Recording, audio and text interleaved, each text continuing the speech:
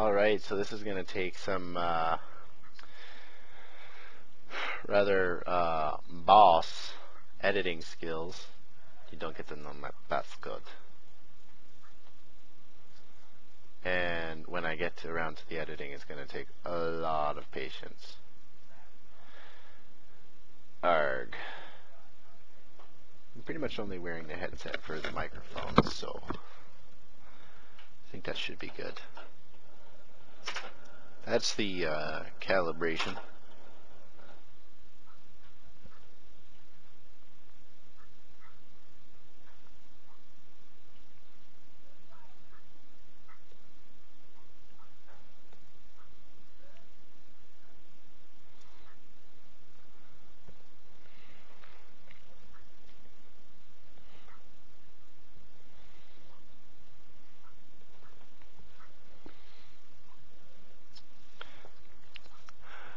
I don't know why it always gives me this.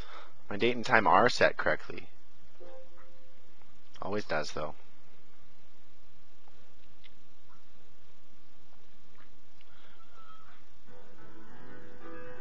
The world.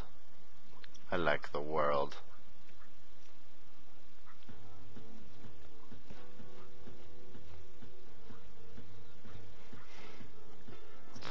It's a Camaro from previous video. But I'm not driving that car this time.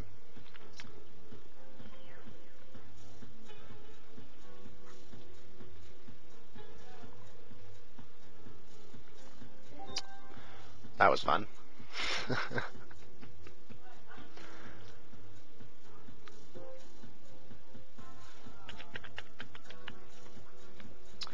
Okie dokie. So I'm gonna drive. I'm gonna start this video with my favorite car in the game. My 2007. Although I don't know why it's a 2007 because they released the car in 2008. Just a quick look at the stats on this car. Got the 2-liter. So this is actually the STI that they supplied to the rally guys. My particular one has 530 horsepower around and 453 horsepower. Of course, it's all-wheel drive. 568 power points. Pretty obvious for if you play this game, you know you could get those exact numbers just by getting this car and upgrading it completely. Kept the stock rims. I think they look actually pretty sweet. Just a quick look at my tuning. This is I like using this car for drifting, and that's actually a bit of what I'm going to be doing is drifting. So I always drift with Comfort soft tires in this car. My brakes are set to 7 in the front and back. Just some extra braking power. Suspension, I got that on. And basically I just dropped the car down and I increased the anti-roll bars a little bit. Didn't really mess with anything else too much.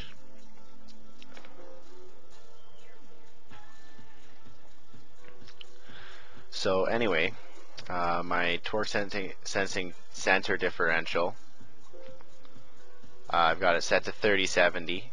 I figure I get some pretty decent drifts with that. So the original could do 35-65, but I just figured that wasn't quite adequate for drifting. So anyway,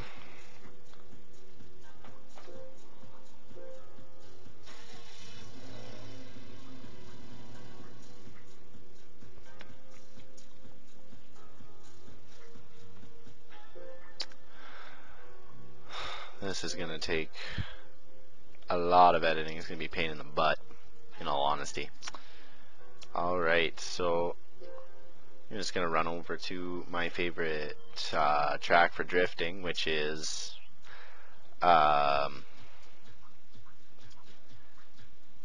Where is it? Nope. Trial Mountain Circuit in reverse is actually my favorite one out of all of this. And as I'm doing a drift event, I can do full lap drift. And I'm gonna leave it all those settings as they are. With the only driver aid that I have on, obviously, is the anti-brake lock. So, anyway, this is why it's going to take a lot of editing, is because I'm going to be I'm going to be saving the replay, and I'm going to be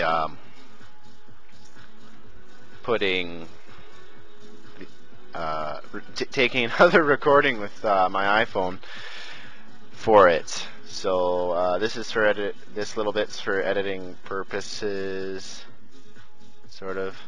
I'm gonna just say right when I start the race, so I can time it right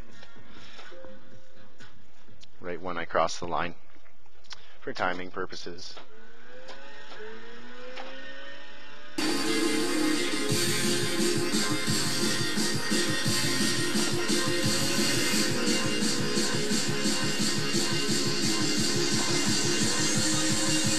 A little bit of drift.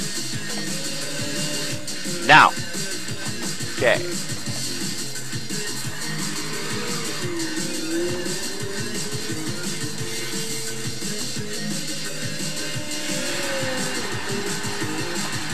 A lot of people say that you can't all-wheel drive drift. I disagree, and if you've ever, and I believe Ken Block disagrees, as he does all-wheel drive drifting in his Gymkhana videos, particularly in this vehicle, which is part of the reason why I like it so much.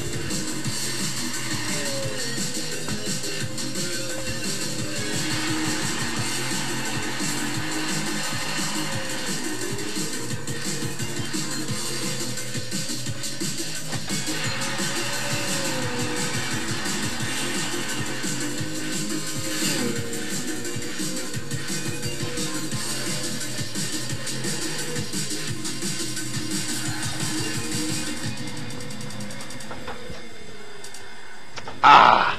Oh, it still counted it. Very nice. It took me so long to figure out, to be able to do this.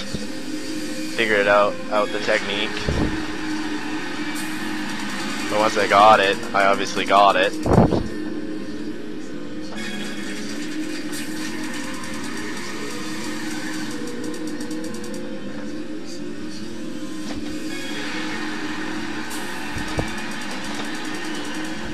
Of course, when I miss a shift, that always messes it up completely.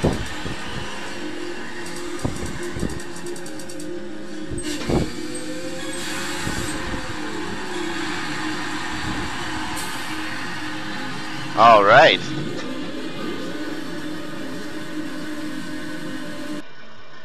Some in-place donuts, and that's the end of that one. Okay, and well, I'm pretty sure if I line up the starting crossing the line bit, the rest will be lined up pretty good. All right, so just save that replay for later editing. New file. Yes, save complete. And next, I'm going to be having a go at the Nurburgring with the X2011. Just so you can, so I just can. For those who don't know, it actually does. It actually is drivable. You pretty much need a wheel if you actually want to do it successfully.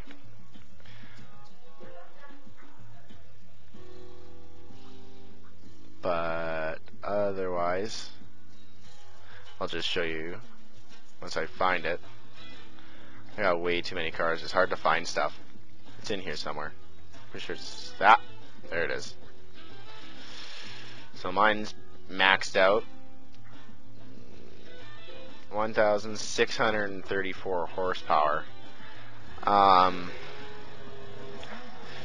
There's actually a video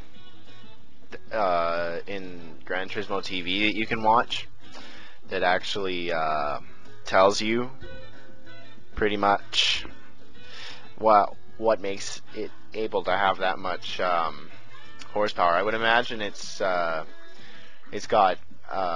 electro-hydraulic valves, so that basically reduces it reduces the valve train pretty much completely, so there's no friction in the valve train. And of course it's all computer controlled, so that you have optimal valve duration. And there's obviously no valve float, so there really isn't, well, there is, I guess there would be at a certain speed, but just insane RPMs, just on the fact that there's no valve train in it. Probably, I know that a lot of actual like formula cars use this technology.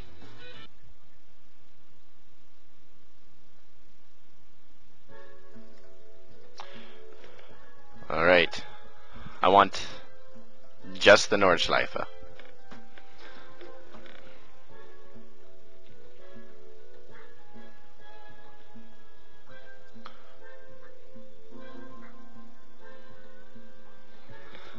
Right, I think the best time that I've gotten, and this is online, was 3 minutes and 47 seconds around the Nordschleife. That's my best time. I wonder if I can get a lap where that's comparable. Probably not going to talk too much, as it requires a little bit of concentration.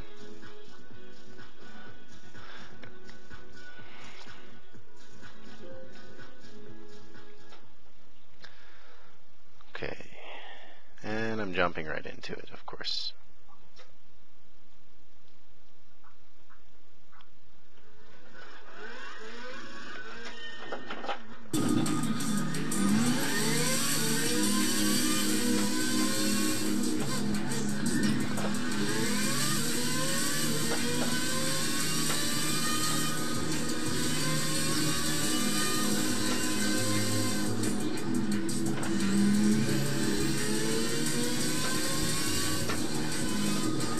Almost lost it.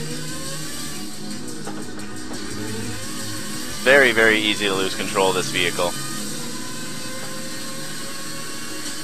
Now, from what I can remember, this vehicle actually only either has 12 or 6 cylinders, one of the two. I think actually the X2010 had 6 cylinders, and the X2011 has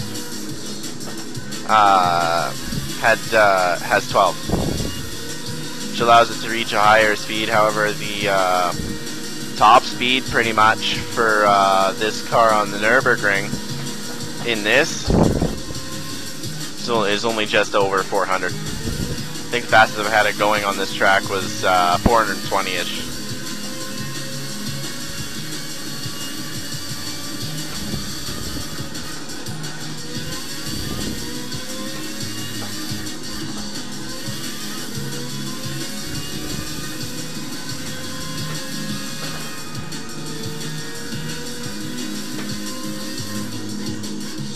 The rate at which you progress through the whole track is nuts. Normally it takes you around just under 10 minutes, but in this car, you just fly.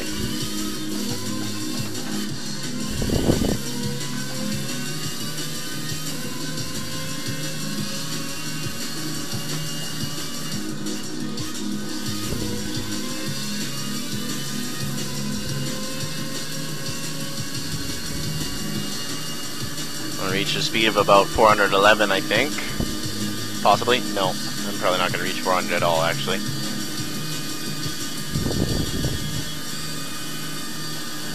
Some of these corners are nice because you don't even have to slow down.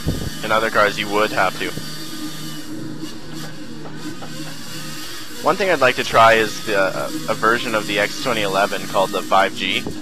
It was only available in Japan, which basically has a turbine that holds this car to the ground, so the car constantly has 3G of downforce. One thing I'd like to do is be able to drive that because that has the turbine turned off. So really, it behaves more like a normal car and less like an arcade car. Although in theory, this is realistic. No. Figured I was gonna lose it. Knowing my luck.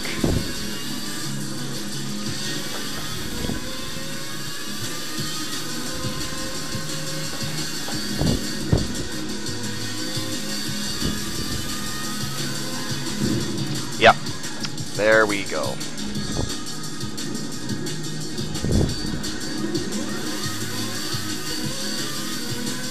That's actually kind of embarrassing.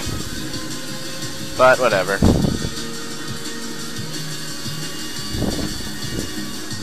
think you get the point regardless of whether I crashed or not.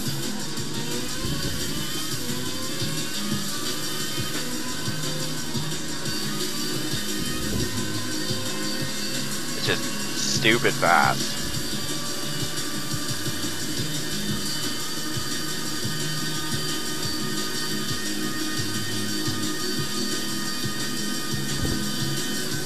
Yeah, it starts decreasing in speed as soon as I try to go into 7th gear.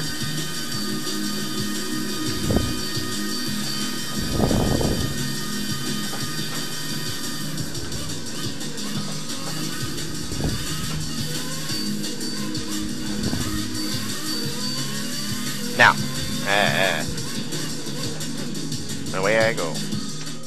So I think that's the end of this video. If you like this video, please